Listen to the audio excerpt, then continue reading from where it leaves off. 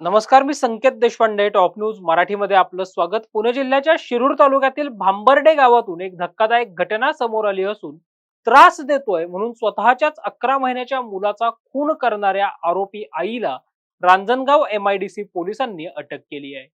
पूजा पवार असं या अटक केलेल्या आरोपी आईचं नाव आहे. 5 एप्रिल रोजी ही धक्कादायक घटना घडली होती. याबाबतची अधिकृत माहिती उपविभागीय पोलीस अधिकारी प्रशांत ढोले यांनी दिली आहे. रांजणगाव MIDC पोलीस स्टेशनच्या हद्दीमध्ये दिनांक 5 एप्रिल 2026 रोजी एका 11 महिन्याच्या अल्पवयीन मुलाच्या मृत्यूच्या संदर्भाने त्याचे वडील रवींद्र अशोक पवार यांच्या तक्रारीच्या अनुषंगाने आकस्मिक मयत दाखल होता. सदर मुलगा अल्पवयीन असल्या कारणाने रांजणगाव MIDC पोलीस स्टेशनचे प्रभारी अधिकारी महादेव वाघमोडे आणि त्यांच्या टीमने याचा गांभीर्याने तपास करून पीडित मुलाच्या नातेवाईकांची विचारपूस केली.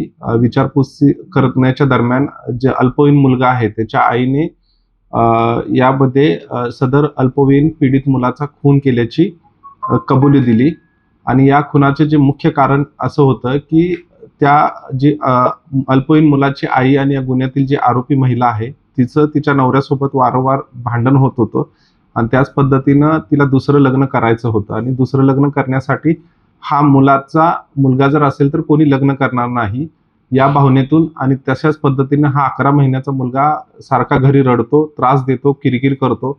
यावेळेस या दरम्यान रागाच्या भरामध्ये तिनं मुलाचं जे डोकं आहे ते एका सिमेंटच्या ओठ्यावरती आदळून त्याचा खून केलेला होता आणि तो खून कुणाला कळू नये या भावनेतून जो हा खून आहे तो 8 मार्च रोजी केला होता आणि या खून कुणाला कळू नये या उद्देशानं त्या मुलाची जी बॉडी आहे ती तिने एका बॅगमध्ये भरून सोबत 2 त्याच्यामध्ये मोठे दगड टाकून ही बॉडी भांबर्डेमधील एका विहिरीमध्ये फेकून दिली होती. परंतु 5 तारखेला ही बॉडी आपल्याला मिळून आली आणि या अनुषंगाने सदर महिलेला काल रोजी आपण अटक केलेली आहे. आज रोजी माननीय न्यायालयात हजर करणार आहोत. सदर गुन्ह्याचा तपास रांजणगाव पोलीस स्टेशनचे प्रभारी अधिकारी महादेव वाघमोडे यांच्या मार्गदर्शनाखाली पोलीस उपनिरीक्षक तिडके हे करीत आहेत. एकूणच काय सांगाल ही महिलेची पार्श्वभूमी कशी? या महिलेचं पूर्वीही एक लग्न झालं होतं आणि त्याच्यासोबत फारकत घेऊन हे लग्न केलं होतं आणि याही नवऱ्यासोबत तिचं म्हणजे त्यांचं पटत नव्हतं आणि आता ती परत आणखी एक लग्न करणार होती.